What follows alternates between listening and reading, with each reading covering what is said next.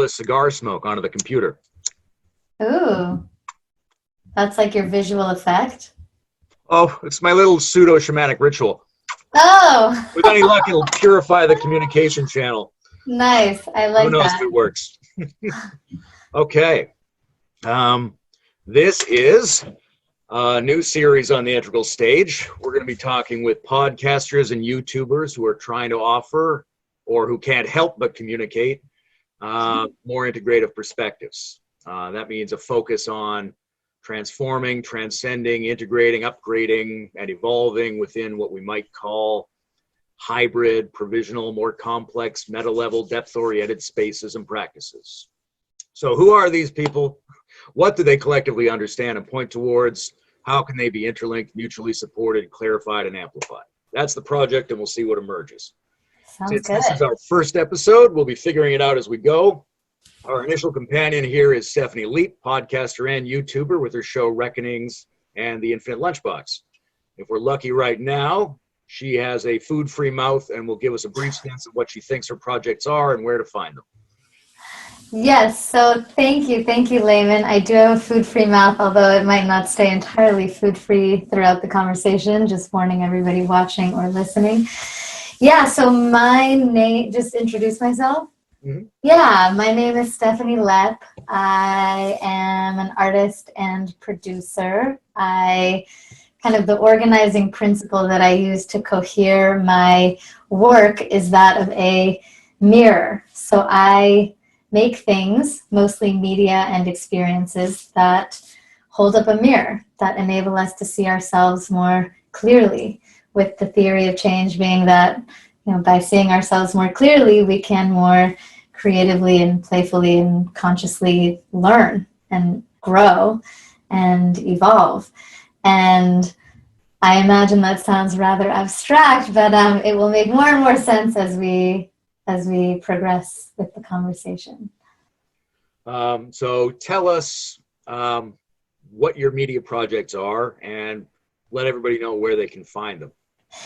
Yeah, so there are I guess I can talk about two that are actually out right now. One of them is Reckonings, which is an exploration of how people change, how people evolve their political worldviews, how people transcend extremism, how people make all kinds of transformative change. So guests have included, a deeply conservative congressman who made a dramatic shift on climate change, all the way to a white supremacist who transcended a life of hate and became an advocate for nonviolence, all the way to the person who built Facebook's business model and had a reckoning and realized he was addicted to his phone and has now really devoted his life to tackling technology addiction. So it's really you could say a diverse cast of characters, but the through line is really just an exploration of this question, how do people change?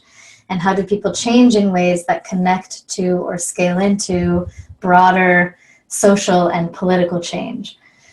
And you can find Reckonings wherever you listen, or just go to www.reckonings.show, and there you will find links to all the different platforms you can listen on. The other project I'll mention, there is one in the pipeline that we can get to, perhaps it will probably come up in this conversation, but the other one that you can actually access right now is called Infinite Lunchbox, and the public-facing language is really simply just a fresh take on what's going on.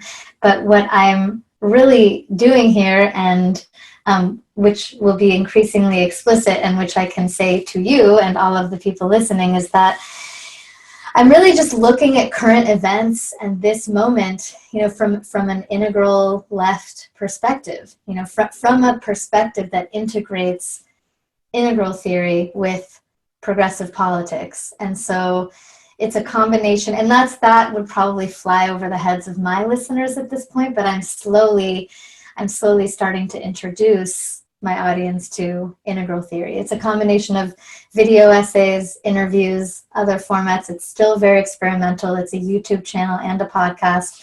I recommend watching over listening. You can find it on YouTube. If you just Google Infinite Lunchbox, there are not that many things out there that have that name.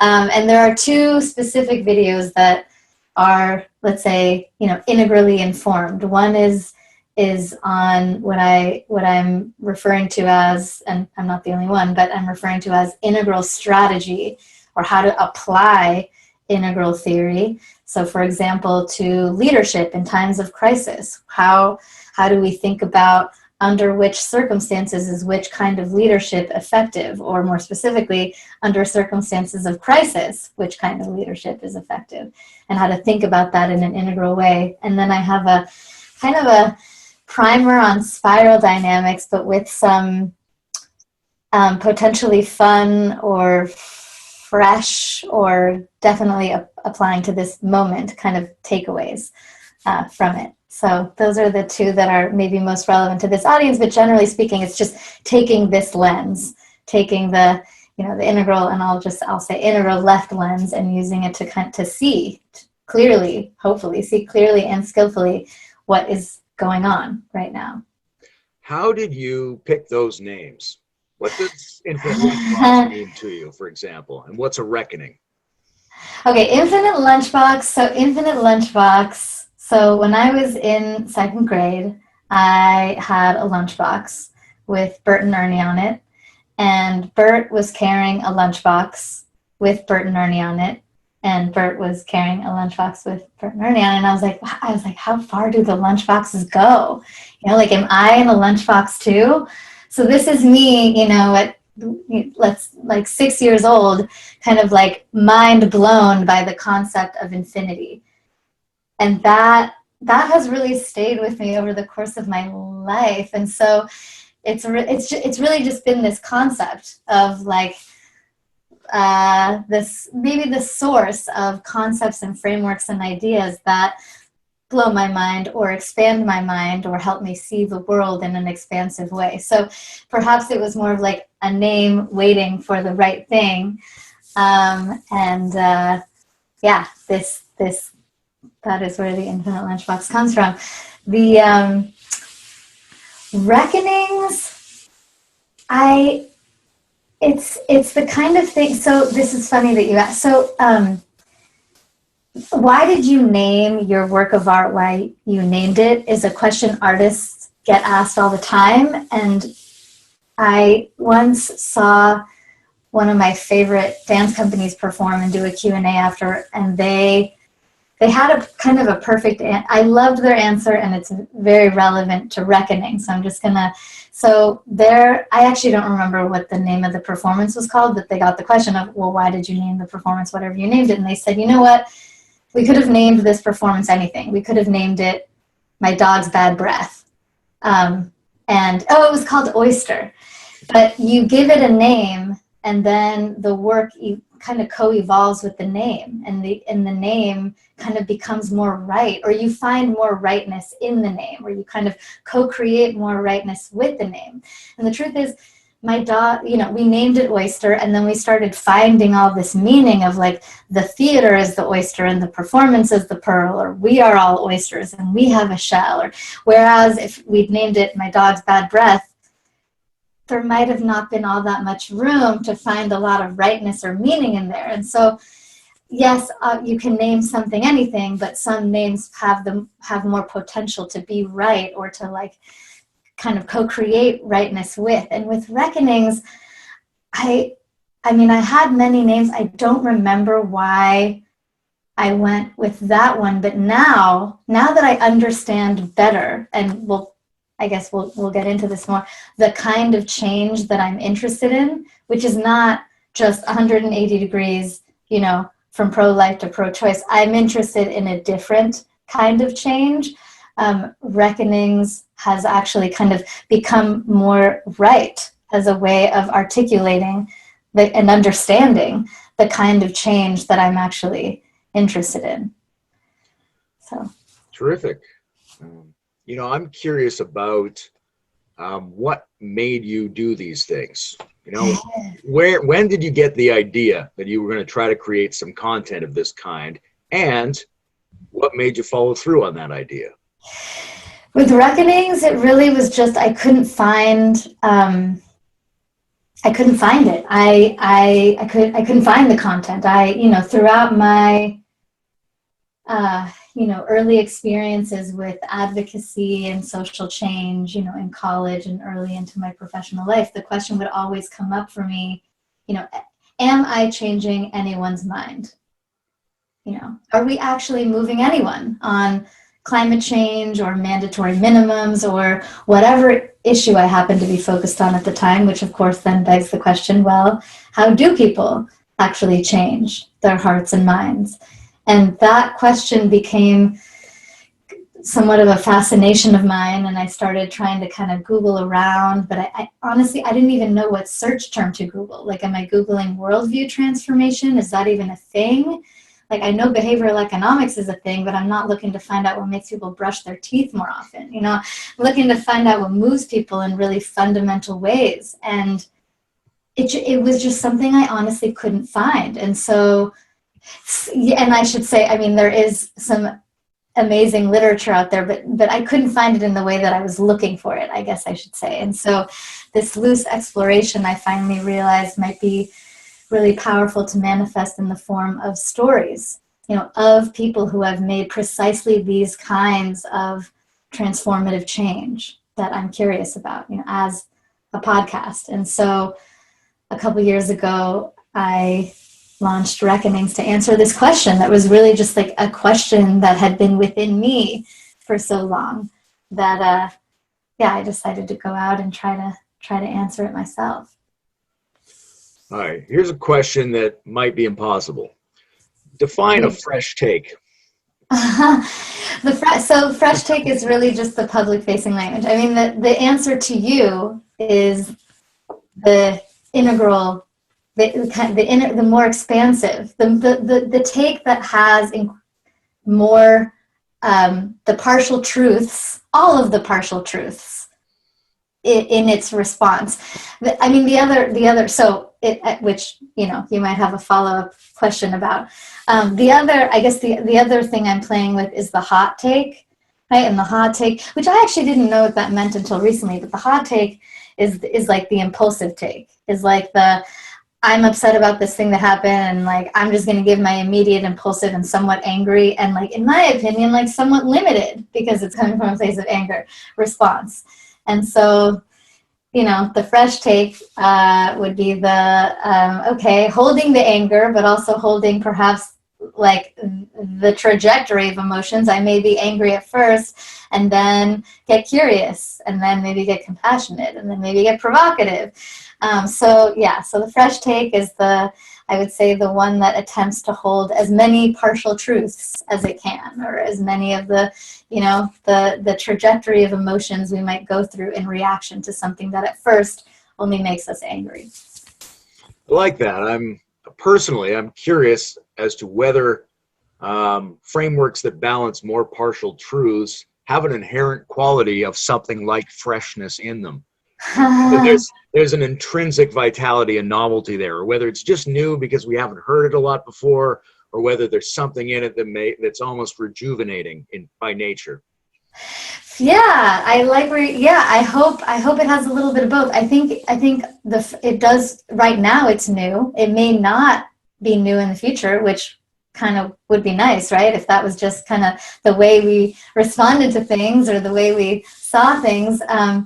But your second, like the freshness, just kind of the feeling of freshness. Yeah. I would hope that these ways of seeing can, and I've had this experience myself, I guess the other word that comes to mind is more spacious. It's like before, when there was only one move in the chess game, now it feels like there are more directions I can go in from here. That's not necessarily fresh, but it's definitely not stale. I mean, there's an analogy there, like when you go out of a building to the outside, there's more space and more freshness in a sense. But Yes. let's talk about media. You're working with internet media. Is that just because that's what you're used to and that's what's convenient, or do you feel like maybe discussions of higher perspectives are a little bit, or have been a little bit over reliant on the idea of the philosopher author? You know, are we still too bookish in our approach to trying to communicate evolving perspectives? Should we be leaning more into new kinds of media? I mean, the obvious answer is all of the above, right? I do think there is still a lot of primacy put on the medium of the book. It's still, and I'm even actually considering a book now because enough people have nudged me to do, and I was at first very resistant. Like, why does it need to be a book? Like, what was the kernel of that resistance? the kernel of the resistance is that's just not my medium. That's not really, my medium is more voice. I'm more of a speaker, performer, storyteller than a writer. And to be totally honest, there's a lot, I actually, this is true for all medium, all media. I was going to say there's a lot of books out there that don't need to be books or could be shorter articles, and that, I don't know if that sounds blasphemous to you or to listeners out there, but I guess I'm just interested in kind of not just doing the book for the book's sake, because the book is kind of like the this like elevated medium in our culture, but just letting what needs to be expressed kind of fit the medium, and maybe all it needs to be is a tweet. And that sounds insane probably because too many things we're trying to fit into tweets, but we're still kind of working out what these media are uniquely useful for anyway. So, and we're right now, I think, like still in a place where we're over elevating the book form, but the book is the thing. You have to have written a book to do a TED Talk, or you have to have written a book to get on Fresh Air, or whatever it is. And this is still kind of maybe in the realm of mainstream or more legacy media, that the book has this elevated status. And I also understand why. It's not just the book. It's like the process of producing the book equals a lot of time and work and energy spent on a particular topic in a way that we don't have as much appreciation for with like a podcast or something. Like a podcast doesn't sound right off the bat like something you would have spent like a lot of time doing research on and thinking about and figuring out the order of. So I think there is some, I don't know, kind of like rebalancing in our minds of, the work that goes into the different media, and therefore how we kind of what kind of hierarchy we think of them in our minds. But your question is, why have I chosen media as opposed to books? Or you asked something about philosophy specifically. Yeah, I just wanted a little bit of feedback on evaluating those different approaches, because these kind of ideas that you're approaching have traditionally been almost exclusively the work of individual book authors. Yeah. Moving away from that, and there's a parallel there to maybe how high quality dramatic narratives have moved away from cinema into long form TV series storytelling. Yeah. I heard a woman say the other day, I don't have time to watch a 2-hour movie. I only have time to watch 12 one-hour episodes of a series. And I said that to a 12-year-old girl, and she said, absolutely. Right. So that they're thinking in terms of a sequence. Like a podcast is a deep dive. It's expanded over a long period of time. Right. A book or a film is a concentrated deep dive. And like you're saying, we used to use that as the main validating evidence that someone's put a lot of thought and work into something. Right. I think that's breaking up now. We're becoming approached in a more sequential way rather than an fashion. I mean, I think there's that. And then I know that I am excited to get nerdy about integral theory in a way that not everybody is. Not everybody necessarily wants to pull back the curtain and go deep on the theory, which is where the artists become really important, and the people who are just doing it or making things with it or expressing it in not necessarily an explicit, like, let me teach you about the theory kind of a way, but let me actually just use the theory in order to make something that you then experience as fresh, right? And you don't, and you will just start to like see in these ways without necessarily needing to know what they're called or what they are, or that'll just be kind of the gateway drug into like, well, here's what I'm actually using here in order to paint these pictures of the world. So less like book versus other media. It's like, for me, that the intention is, how can I actually, make integral theory like fun and compelling and like useful to people who wouldn't otherwise be interested in like going down the philosophy aisle of a bookstore, and like looking, because they might not know, they want, if we're going to just stick with fresh, like a fresher take on the world or a fresher philosophy of the world, until they start experiencing it and thinking like, wow, and I think, by the way, how you feel after experiencing a piece of content should be part of like media analysis. Literally, it's right. Use all the quadrants, right? It's not just like, did I learn from it and was I better able to kind of like navigate my life, like externally speaking, but like, how did I feel and how were my conversations after I experienced that? And how did I do at Thanksgiving dinner with my uncle, who I generally argue, whatever it is. That's really kind of the intention. More of the intention here is trying to embody and express in ways that like come in through a back door. I actually came to integral theory through a back door. I used to call it promiscuous pragmatic pluralism. I had like my like understanding of how I saw the world. I had no idea there was this whole body of work, and then discovered, and it's like, oh wow, well, this is really great and really helpful. But just trying to create more backdoors is a simple way to put it.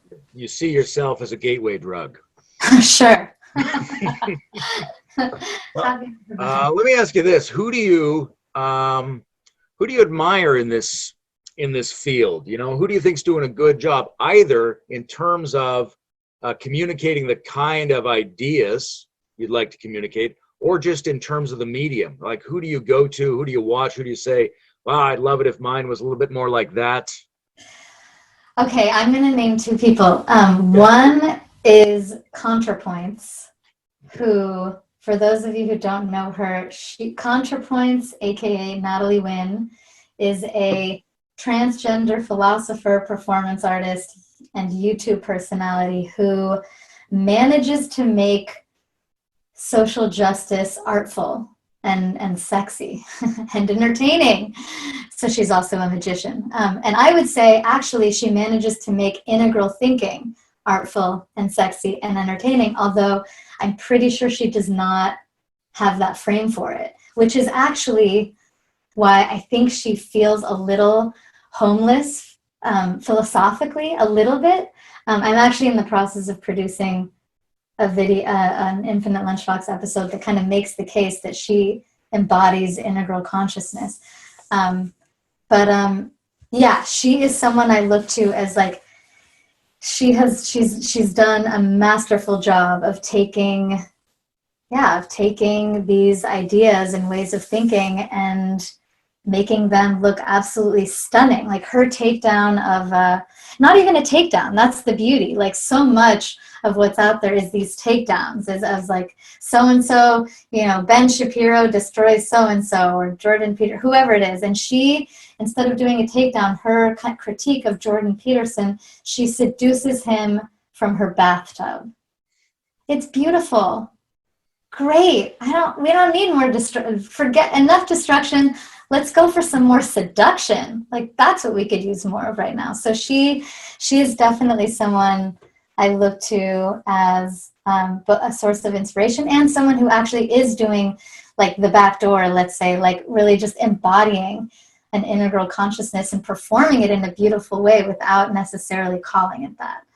Although, again, I think I'm making this, I don't know if she would ever see it. I would love for her to see it, but I think the integral frame at this point, like, would really help her, because I think she is kind of like wondering where she lives a little bit.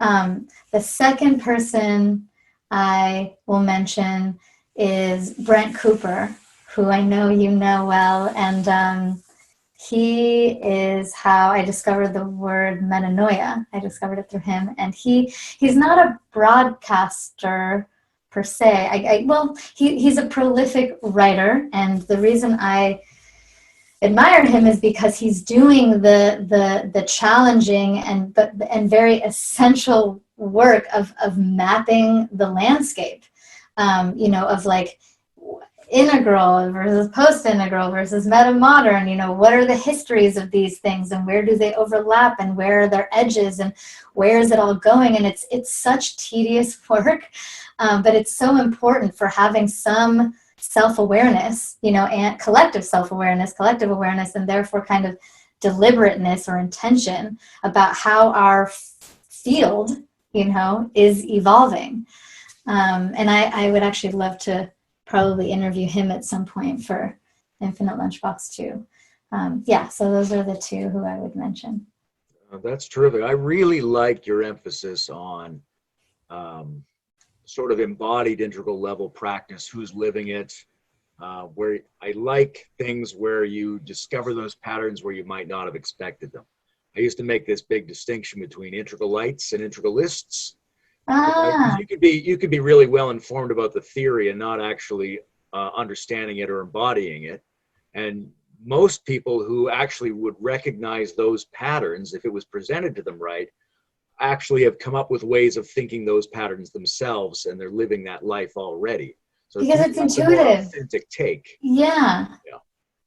So who's the integralite versus the integralist? The integralite is the person who lives it, who's come across it out of their own experience. The integralist is someone who's heard it and believes in it and can speak it, whether or not they understand and embody it. Right. Yeah. Well, I mean, it's like you could also just say kind of like, what quadrant did you kind of start your journey, your integral journey in? It's a tricky thing, because there's, one of the things about the theory is it basically presupposes that anybody could take any content from any stage, right? So you're going to have the dogmatic integralist and the rationalist integralist and the pluralist integralist, that kind of thing. So we're really, to me, that's one of the more dangerous areas, is the assumption that the people who can speak it are the people who are there, and the people who don't mention it aren't there. In reality, the lived experience, this is a big problem for the progressives as well. I think they're starting to learn that people who speak to progressive values are not the same as the progressives. Oh, yeah. Yeah.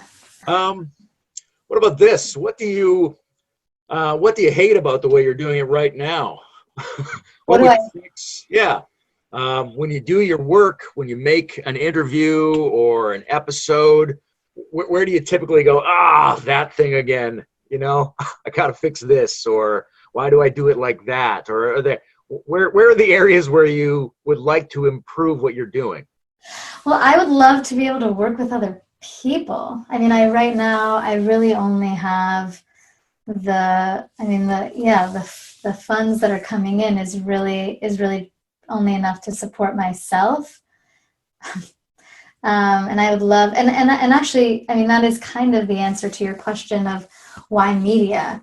It's because media is a lower hanging.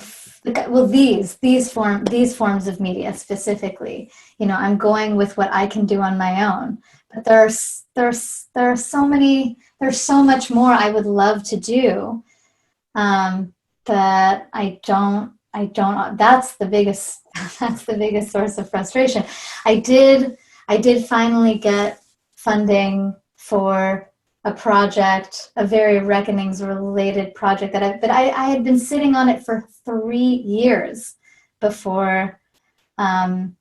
So yeah, that's, what can I say? What would you do? What would you love to do if you had more resources? Like which project specifically? Yeah. What would you go ahead with? Well, the one that I'm working on now is that I finally got the funding for is do you know what a deepfake is? Yep. Okay. I did a radio episode about that a few months ago. Oh, okay. So then you're the all of y'all listeners are familiar with deepfakes too. Okay. So this project is basically using deepfakes to take Reckonings in a fictional direction. So if Brett Kavanaugh had a reckoning with the way he responded to the sexual allegations against him, what would he say? And what would that look like?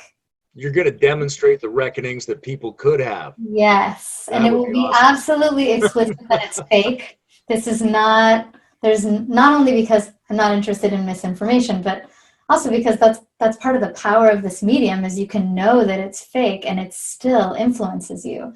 So it will be explicit it's fake. This is not parody. I don't know if I would call it the opposite of parody, but this is like trying to access Brett Kavanaugh's highest self and speak from that place.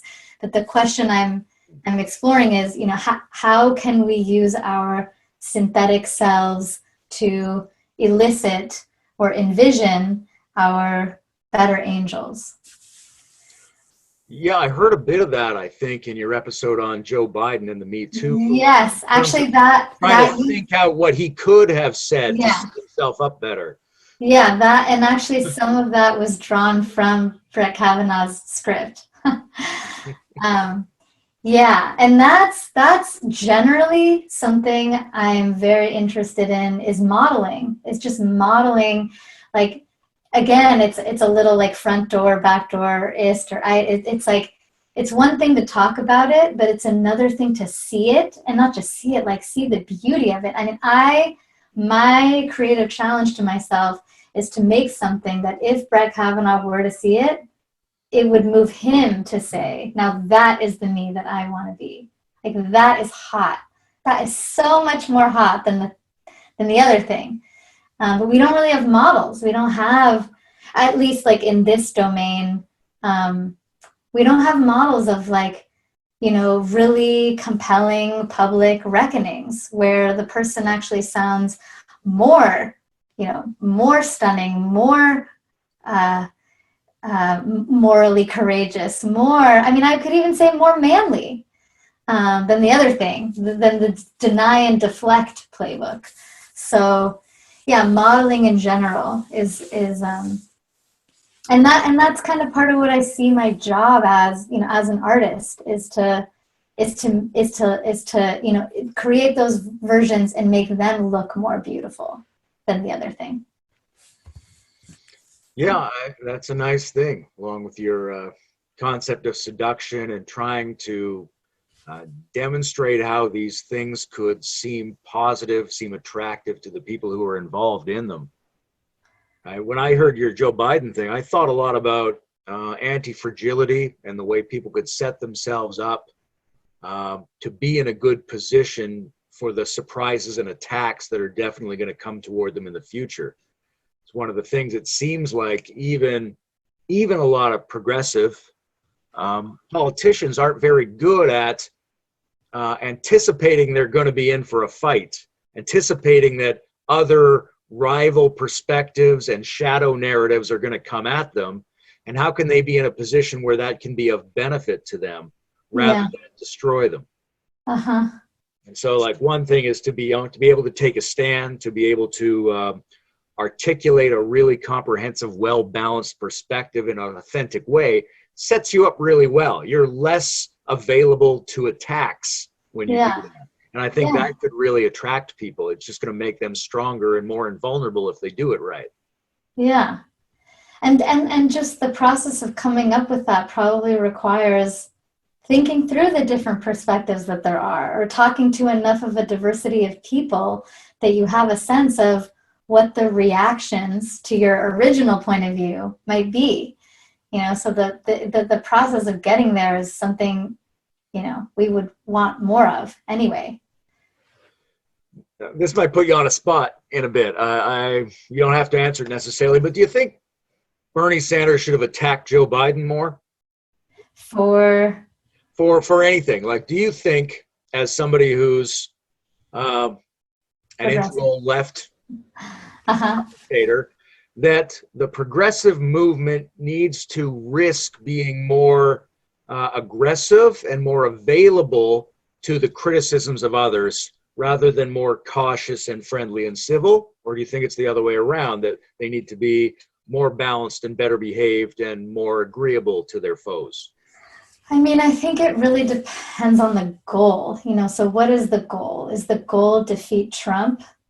Is the goal, achieve, like short-term defeat Trump, and we could maybe kind of say versus long-term, manifest the progressive agenda, which are not unrelated, but one of them is a 4-year thing, which will have its own ramifications, and another one is more of a long game.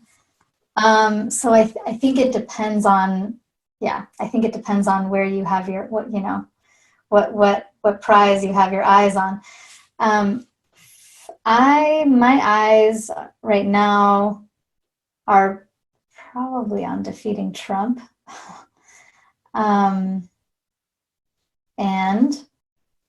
For that, I think it's not only Bernie, let's say, being friendly, but Biden, Biden being friendly.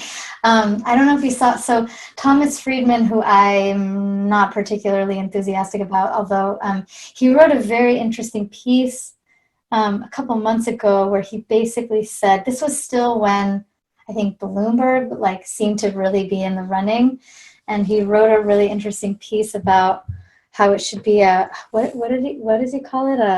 What do you call it when it's like a group of people who rivals, team of rivals. It was like his team of rivals. Right, he proposed a unity cabinet or something. Exactly. Yeah. It was like whoever wins, whether it's Bernie or Bloomberg. I think he assumed that Bloomberg was maybe going to win. I don't remember what it was, but it was like whoever wins, make every single other candidate the head of a cabinet.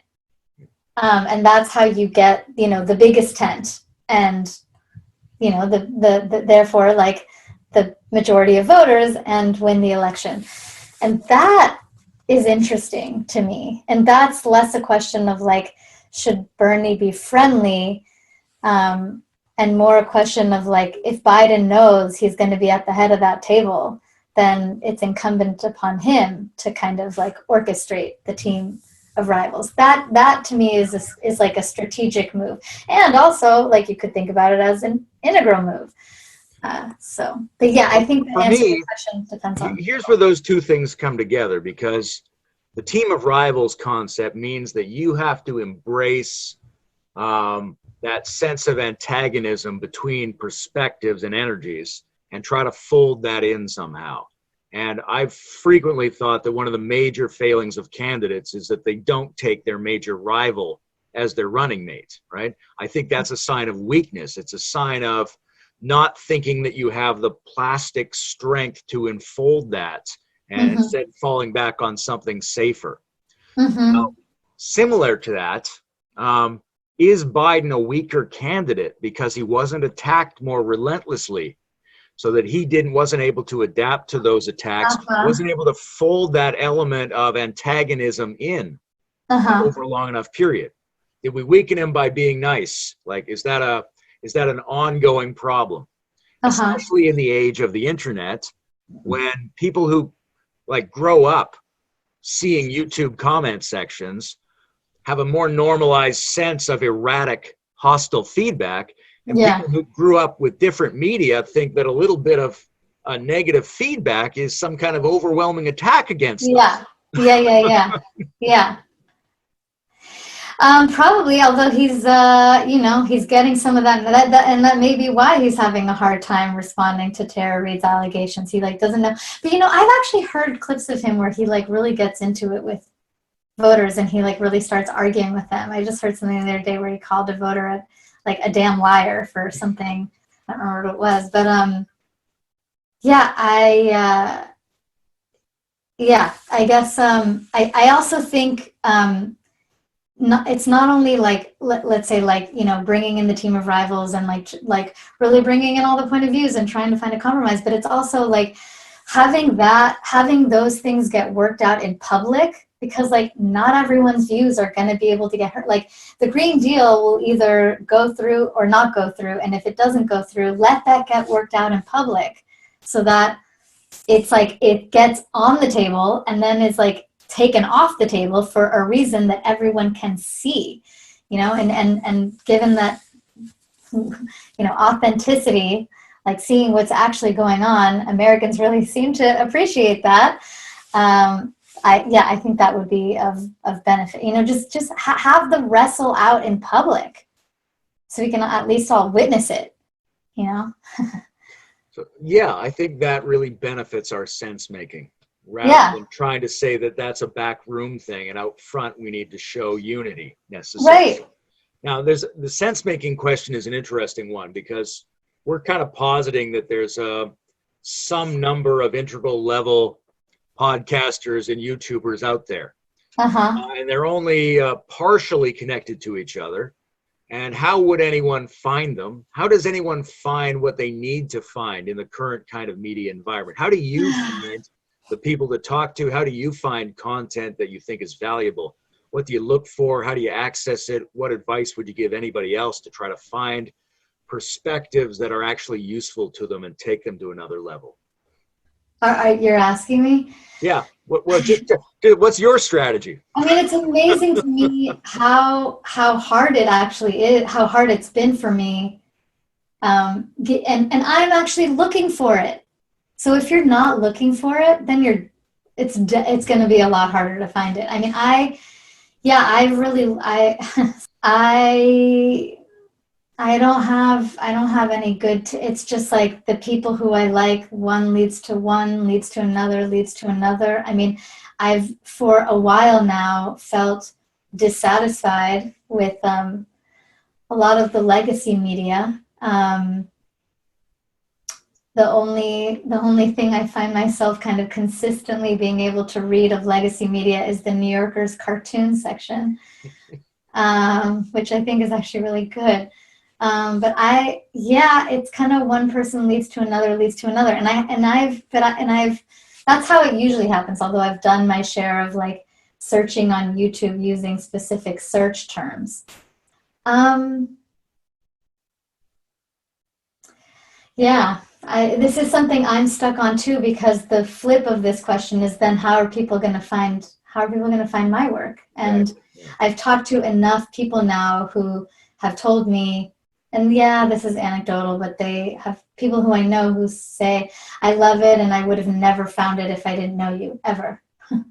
So I think that's also maybe like a transition in social media. That's like phase one was democratize access to production. Phase one was like, wow, everyone gets to produce and everyone gets to blog and everyone gets to podcast, and isn't that amazing? And now we're like, actually, it's not that amazing, because then InfoWars and misinformation, et cetera, et cetera, et cetera. So I think phase two is curation. Phase two is how do we actually find the signal and the noise? And I think we're kind of at the beginning of that a little bit. I mean, there are a lot of tools for that, for the filtering and even just like, I was just thinking the other day, like in all the legacy media, like the New York Times, like in all of their like culture reviews, like reviews of the best TV shows, like YouTube is not included. YouTube is the biggest media platform in the world, and it's not included in the New York Times review of the latest, like, best in TV or whatever. And that's because they're still thinking in terms of media, of like, well, we're only going to look at TV, except for the fact that, like, people are experiencing everything, and therefore we should probably be reviewing the entire media landscape, and maybe contrapoints would be, or whatever would be, if they were. So I think it's, I think there is a need for that, and I think it's beginning. But right now, it just takes work, and most people aren't even doing the work, let alone even asking themselves necessarily, like, how did that piece of media serve me? Did it serve me? What did it do for me? Did it reinforce existing views? How did it affect my mood? So yeah, I think we're kind of at the beginning of something that would help us in that respect. And this is good. Wherever I ask a question and your answer is, I don't know, but there's a need for it, I make a little mental check mark to ask every subsequent person I talk to about that on this series. Oh, good. Well, I can't wait to hear what they say about this. Yeah, I think we're doing Jeremy Johnson next. But we've Oh, got great. a whole bunch of people lined up. And oh, awesome. even if everybody only has 5% of the answer, we should be able to get somewhere. We'll get all of our partial truth. I hope they have more. I think I have 0.2% of the answer.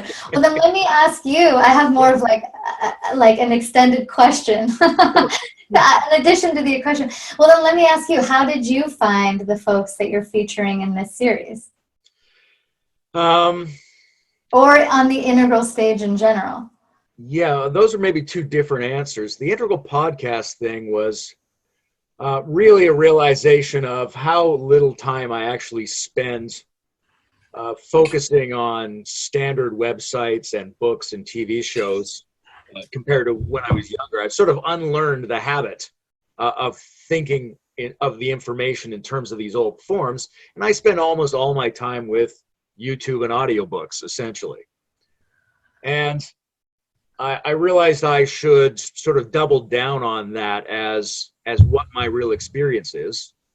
And as soon as I had that thought, I realized I'm constantly running into people saying, oh, so-and-so has a podcast and so-and-so has a podcast. And well, I guess I'm technically being constantly videotaped and interviewing people. So there's this whole thing going on, and it's not really getting the organization or the grouping or the honor that it deserves. So the first thing, because it only takes like 10 seconds to create a Facebook group. So I just created a Facebook group called Integral Podcast and started asking people to name, does anybody know a podcast they really like in this area? And so we got a whole bunch of suggestions. I'm sure we'll get a bunch more. Oh, wow. That was that start. On terms of the rest of the integral stage, Bruce Alderman does a lot of the work in terms of reaching out to people, more academics and authors and people like that, people he's interested in. But a lot of it is sort of reputational hearsay within the integral community. Yeah. Bruce and I'll talk, and what do you think about so-and-so? What do you think about so-and-so? If someone's seems either prominent or interesting. Yeah. By virtue of a lot of other people just chatting with them in random spaces, Twitter, Facebook, integral forums and things like that. So a lot of it's sort of town square gossip and then filtered through our evaluation. Right. But we're definitely looking for ways to find things more. And in my personal life, I talk to a lot of people who say, oh, I love these topics. I just don't know where to go to get any more of it. Yeah, totally. One thing I'll say though is the one thing you could miss, right, is the people who are not using integral language, right, because they're doing the embodying. And so that's like I remember on a Future Thinkers episode, it's another podcast. I don't think I would call it like integral, but they've featured Ken Wilber and they do talk about integral. They're definitely in the space. I don't remember exactly what they were talking about, but this question came up of like, where are the artists? Yeah. And right, and there's similar question to some degree for a long time has been, where are the women? Yes. That's not right. Yeah. These aren't absolute generalizations, but I think a lot of people know that the most integral women in their lives aren't always masters of the theory, or don't necessarily want to wade into that territory as much, or don't have as much time because we're the primary caregivers. There's a lot of practical reasons, and there's some neurological reasons, and there's some social reasons, and obviously they are there. You're here. But if I look at my own life, a lot of the men I know want to come forward with their models Yeah. A lot of the women are really interested and want to discuss it, but don't necessarily want to go to war on an idea system. Yeah. I mean, I think there's kind of two questions in there, is like, where are the women? And then there's also, where's the feminine, which is which could be, the way we've thought about it, that where is the less heady, over intellectual and more kind of embodied.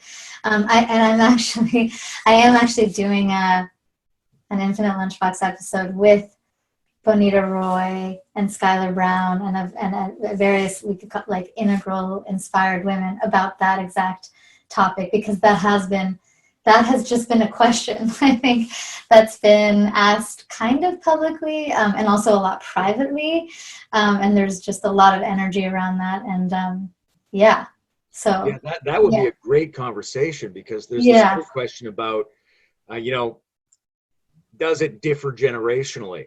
If you sit down and talk to Bonita, is she going to come up with a different answer than you would come up with? And is there something different about the historical cohorts that you belong to that provide different looks at that thing? Yeah, I think we're all actually, from what I understand, a little bit kind of on the same page, like, because none of us are identity politics people, and none of us are kind of like traditional feminist either. And so, yeah, we can both think about it in terms of where the women, in terms of like traditional gender equality, and then where's the feminine in terms of the, let's say, intellectualized versus embodied. And I hate to be so simplistic about it, but I think you understand kind of the purpose of just painting it that way for now.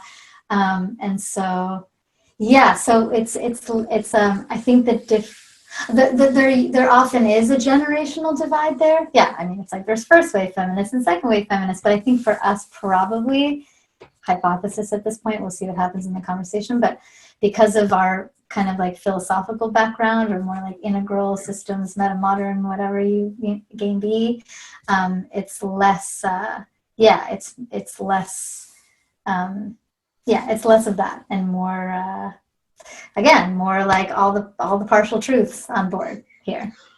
I would assume that internet media makes itself available to the feminine a little more, because you can do it however you want to do it without necessarily wading into the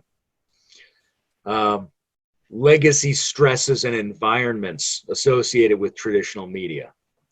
Right? That a lot of people have complained about a difficulty in bringing in, let's call it, feminine dimensions of things into television, into publishing houses, into traditional workplaces and things like that. It's been a struggle over the last few centuries. But when you do it from home, or you do it from however you like, there's great availability there that probably has yet to be fully capitalized on.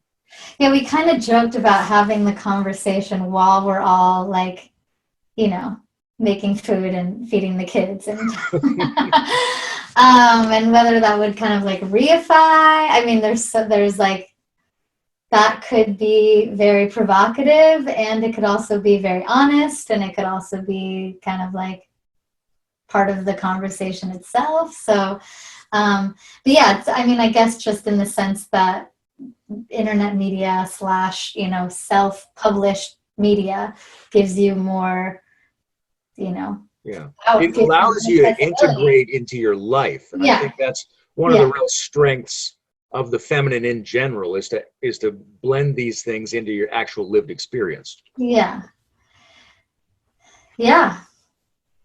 All right, moving on. Yeah. I'm very curious now I'm very excited. I didn't know I was the first person in the series. I'm honored. I'm very excited for this series. Yeah, me too. I'm actually probably more excited about this series than any of the recent ones we've done, which involve a lot more. I mean, I love big philosophical intellectual enterprises, and I love throwing a crazy spin onto them. That's what I love. But this one seems to me the most relevant. There's a special thing about this project that I'm really hoping to lean into somehow. Yeah, especially because right now we are consuming more media and looking for more media. And I think we're actually more sensitive, whether we know it or not, to whether the media we are consuming is helping us right now. I think a lot of people are attracted to this game B language, in the sense that we're really looking for tools that help us do good sense making. Yeah. Right. And how do we find those people, and what do we ask of those people to get even better at what they're doing? Mm-hmm. But you've talked to a lot of people who've gone through changes and transformations, right? Mm-hmm. You've been sort of a student of that through the Reckonings project. Yeah. So one thing I'm really curious about is, do you think the process of personal transformation is something that can happen fast enough and thoroughly enough to really scale up into civilizational change? Or do you think civilizational change has to be approached in a very different way? Like, is the aggregate of people undergoing changes in their lives, is that ever going to be enough to change the culture? Or does culture change have to get approached from another angle?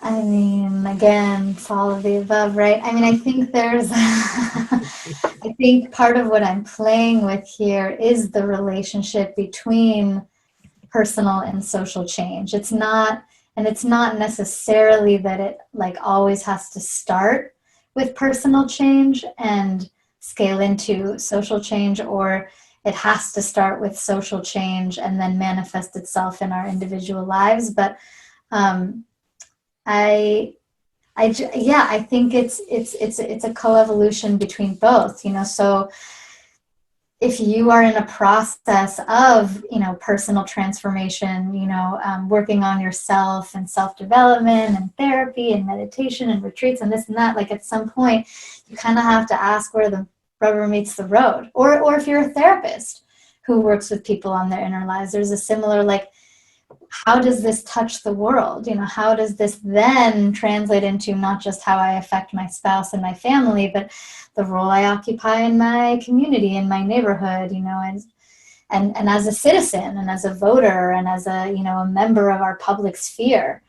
And similarly, that, you know, you could come at it from the other direction, like how should participating in social change us? You know, like if I am someone who is in the business of social change, whatever that looks like, I work at an organization that has some kind of agenda, and we, you know, run campaigns and rallies and demonstrations, and like where does in the reverse direction, how is that changing who I am? Am I becoming more compassionate? Am I becoming more curious? Am I like learning to listen? Whatever it is. So I guess it's like I mean, the way you asked the question was like, is personal change, I don't remember how you like, is personal change enough to kind of you know, translate into, and I guess it's a little bit like, I don't know, integralist, integralite, front door, back door. Like, you got to start somewhere. Wherever you start, you're going to start somewhere. Something is going to be interesting to you, whether it's like going to an anti-logging, you know, rally when you're a freshman in college, which is true. That was like my first experience of activism, or whether it's like going inwards and going on a 10-day meditation retreat and starting to explore your inner world. Like, it's going to start somewhere, but ultimately there needs to be the integration, the dynamic interaction between personal and social change. Okay. Yeah, which is kind of maybe the obvious integral answer, but I mean, and I say that as someone who has been exploring the interior realm to learn from that. And I guess then the question is like, has what I have learned, one could ask, has what I have learned about what moves people to change, could that translate at the social level? And I think absolutely yes. And I can keep going there. Well, let's see what else we can cover with the time we've got left. Yeah. Here's an interesting question to me is, how do you juggle the need to balance out partial perspectives on the one hand and the risk of, let's say, pathological balance, false equivalency, maintaining the status quo through moderation. Both sidesism. Yeah, between balance and balance. How do you work that out? I guess I have too strong of a moral compass to do the fake balance thing. It just, I can't. I mean, if a perspective is valid, here's my answer to that question. By not presenting it as equally valid, let's say, if there is another partial truth, like, yes,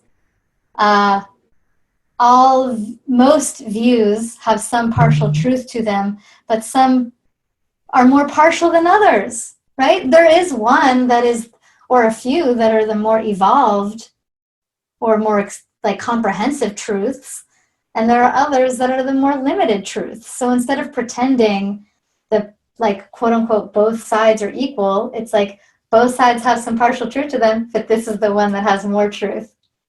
And just being honest. I mean, yeah, that's a very abstract way to explain it. I don't have like a specific example that's coming to mind. I mean, actually I do, but I think that's probably pretty clear to. Yeah, that's pretty clear. Yeah. That's nice. Yeah. You know, along the same lines, I wonder, in terms of being a communicator, are you polarizing enough? You know, like when I think of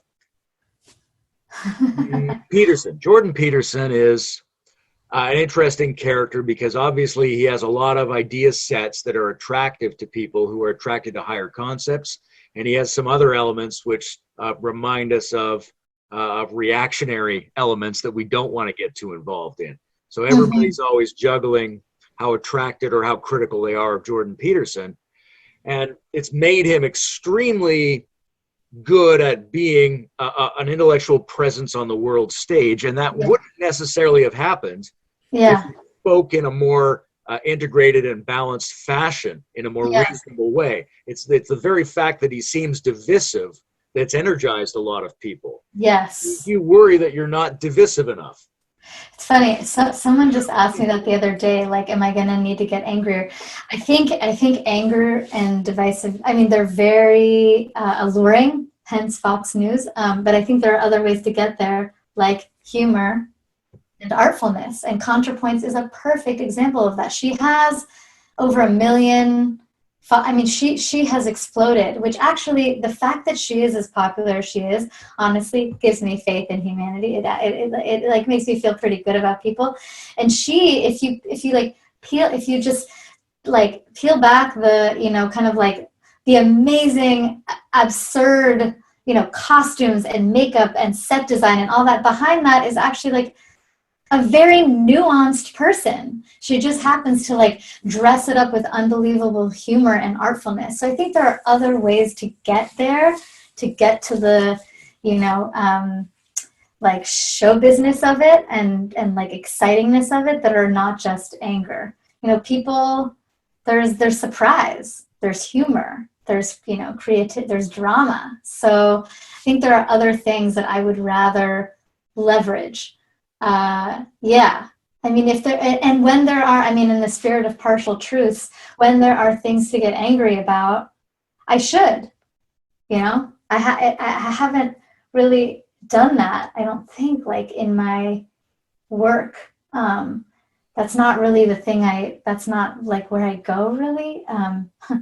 In my personal life, but if there were a reason to go there, I would, but I guess I also just see there are other options here which I would like to play with. I tend to agree. I think there's a more subtle underlying quality of playing with opposites and making things concentrated and vivid and sharp, and that being divisive and polarizing is one standard way to go about doing that. But you could get it done in a couple other ways, as long as you get to a place that really makes people buzz and clarify their values when they hear it. Yeah, and I mean, I think if you use the same way over and over again, that can just that can get not fresh, right? That can get stale. So to the extent that we are all having a diversity of emotions in our lives, you know, let that be reflected in a way, you know. So we're going ahead with this series. From your point of view, what would you like to hear from? What would you like to hear from other people who are doing this? What questions would you have for other YouTubers and podcasters? And what could they do that would be useful for you? I mean, my questions are going to be, I think, boring for your listeners because I want to know, how do they make it work?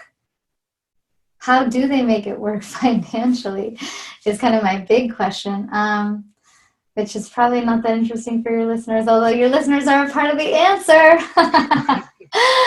Hi, listeners. Support the media you love, please. And I have a similar question to you of, it's not just, it's the flip of the how do you find the producers. For me, it's like, how do you find the audience? How do you find the people who would be interested in your work? But beyond that, the more kind of logistical side of things, I am curious about,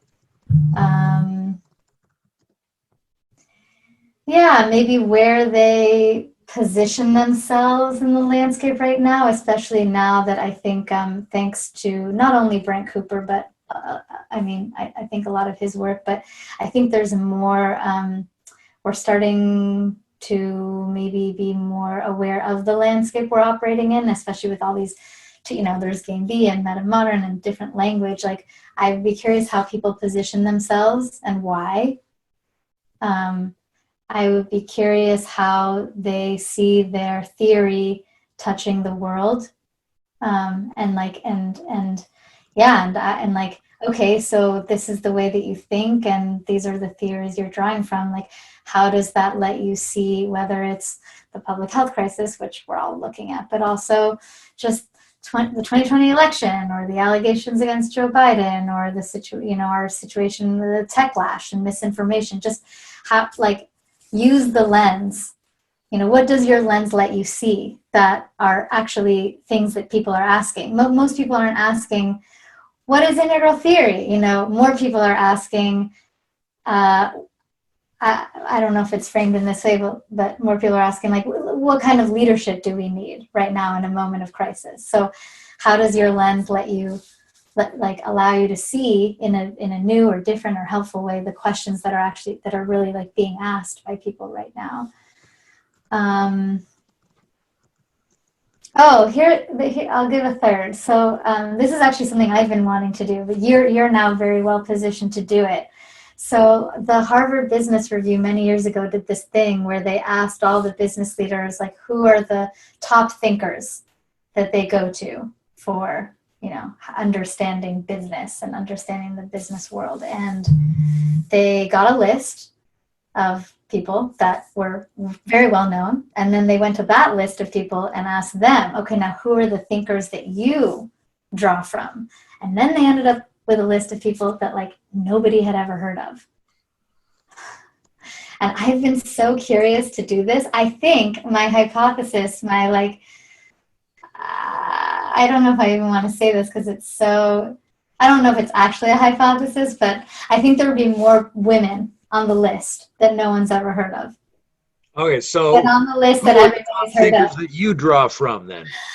Bonita Roy, who's a woman. I'm still making my list. I'm really still in the process of making my list. But definitely Bonita Roy, definitely Brent, definitely Zach Stein. And what's in common about the people who are on my list, or if I were just to, Brent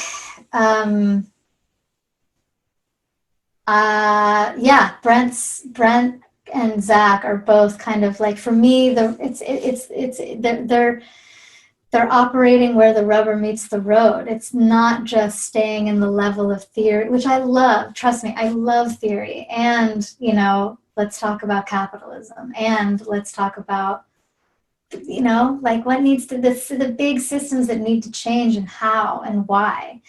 And so that is very refreshing to me about them. Bonita, she just feels kind of like a magician to me. And I guess for her, rubber, her rubber is meeting the road in group practice and facilitation. And when I hear her talk about that, I don't know, it just makes me feel like there's there's so much more possibility for what we can do as small groups of people together if we like give ourselves the conditions conducive to doing them. Yeah, I don't have like a what threads these people together, but I'm kind of making, but that would be a fun one to ask your guests. Yeah. And like maybe identify some people that are less like very much influencing, but less known by the more like, you know, the integral community. Yeah, I like that. If we run that question by a bunch of people and then refine that a couple of levels, well, I'm sure we'll find some people who are essential but aren't very well known. Yeah, and I'm sure, I mean, for like, you know, maybe Brent and Zach and Bonita are like very known, and there's like a whole level above them that I don't know about. So yeah, I would be very curious. It's interesting. I mean, I do a bunch of work with Brent. I like him, but it's I seldom hear him praised. Yeah, I mean, people disturbed, which is one of the things I like about him. He's very disturbing to people. Yeah, well, and he, I think that takes a lot of courage. He's I don't know if he would call himself kind of like an activist in this domain, but he's kind of like an intellectual. I see him as a bit of an intellectual activist in that respect. It's like, can't just rest on our, you know, and actually, okay, the reason I appreciate him too is because it's personal for me. Like I'll just speak for myself. I've kind of leaned away from whether I call it activism or getting too political, because it's like easier. It's like so much easier and nicer to just like stay theoretical and stay, not even theoretical, but just to not get angry, really, too. Like to just feel like have this more kind of like expansive and hopeful, and you know, but like there really are some things to get angry about, and I don't know, I'll actually make it more concrete. So my first experience of activism I remember very well. I was a freshman in college. I went to and it was a protest against logging the redwoods in Northern California, and we called Julia Butterfly on speakerphone. Folks, she lived in a tree for I think like 2 years to protest the logging of Northern California redwoods. And I remember noticing that, so we were like, you know, like saving the trees and save the salmon and save it, and then, but the people who were on the other side of this protest looked very humble. I mean, these were loggers who are working class people. And when I saw that, my reaction was like, well, I don't know how, these lines are not drawn in a way that makes sense to me. Like, I don't think I should be protesting against them. Like, but I also don't know, I don't know how to have me be on the same side as the trees and the people. Like, I didn't have a concept of sustainable development, or, but just the experience kind of made me feel like, well, maybe just activism is not for me, or maybe this way of doing it is not for me. And I went more the route of art, which did feel more me. And I kind of just, it's like my politics has stayed certainly very progressive, but I haven't really incorporated it as explicitly maybe into my work or the way that I talk about my work. Although Reckonings is certainly very political. And so I think Brent just, like, there's a way in which he's holding up a mirror to me. Like, that's how it's like he's challenging me. Like, well, how can you leave that? Like, sure, maybe it feels nicer to not have to do get angry or go to the whatever it is. But like, yeah, that's part of what's going on here, and you have to engage with that at some point or another. And so I appreciate him for it. Certainly, other people may feel kind of threatened by it or not appreciate it, but I think it's really necessary. Yeah. Okay. Is there anything else we should cover? Anything we haven't talked about that we should, or almost say but didn't, or don't know about each other but ought to? What's our last 5 minutes look like? Our last 5 minutes could be what I've learned from the show. You know, the $64 million question of how do people change? Because Squeeze that in the last 5 minutes. What? I can say that in the last 5 minutes? Yeah, squeeze that in. Okay. I mean, let's see. Yeah, I mean, I used to, before I started this show, I had this running list of things that I thought radically transformed people. You know, so falling in love, near-death experience, psychedelics, sometimes, very rarely, but sometimes, information, and it's very rarely because we usually only trust information that confirms what we already believe. But from what I've seen in, you know, over 300 hours of interviewing people who have made all kinds of transformative change is that it's not that those things like make us change. What those things have in common, or what they do, is that they reveal to us the difference between who we think we are and who we actually are. You know, or the difference between the impact we think we're having on the world and the impact we're actually having on the world. And it's seeing that difference, it's seeing that gap.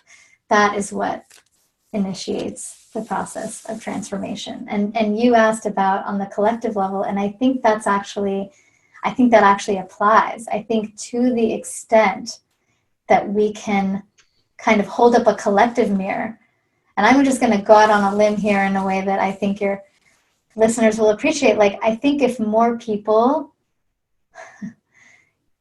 either knew about spiral dynamics, or knew about the shift from first tier to second tier, or just understood that our consciousness is in a process of evolving, I think that in and of itself would like create the kind of humility and spaciousness that would make more room for collective transformation. So to summarize, you think the concept of developmental change and circumstances that catalyze an authentic confrontation with our inner contradictions, or the contradiction between our ideals and our actions and outcomes, that this is what causes change. And being aware that we are in a process of evolving, like enables that process, facilitates that process, contributes to that process. And I think that's true on an individual scale. If you're in a process of whether it's with a therapist or inner work, or, you know, Yom Kippur, every prayer, religion, whatever it looks like, or in some kind of collective process, which I don't totally know what that would look like yet, but I call it socio-feedback. It's like the social manifestation of biofeedback, right? Biofeedback is me just looking at my physiological functions allows me to influence my physiological I think there's a similar thing that could operate at a social scale. Feedback loops. And this idea that, I mean, if you have to undergo cognitive dissonance in order to change, if you have to see that contradiction between your different impulses or actions and effects or different perspectives, you need a reason to tolerate the unpleasant sensation of the cognitive dissonance. Mm-hmm. And if you think you are just who you are, you have no motivation to tolerate that. You might as well just try to avoid it. But if you think there's another place you could get to, maybe you have a motive to tolerate that cognitive dissonance and try to upgrade it. And if you realize you've been doing that your whole life already, you've been doing that. Now you're just aware you're doing that. Yeah. Plus feedback loops. Sure. All right. Terrific. Yeah. This has been great. Thank you, Steph. Yeah, thank you, Layman. This is very fun. I'm really looking forward to more. I'm excited. Yeah, I'm excited you're talking to Jeremy Johnson next. And I'm excited to see where this all goes.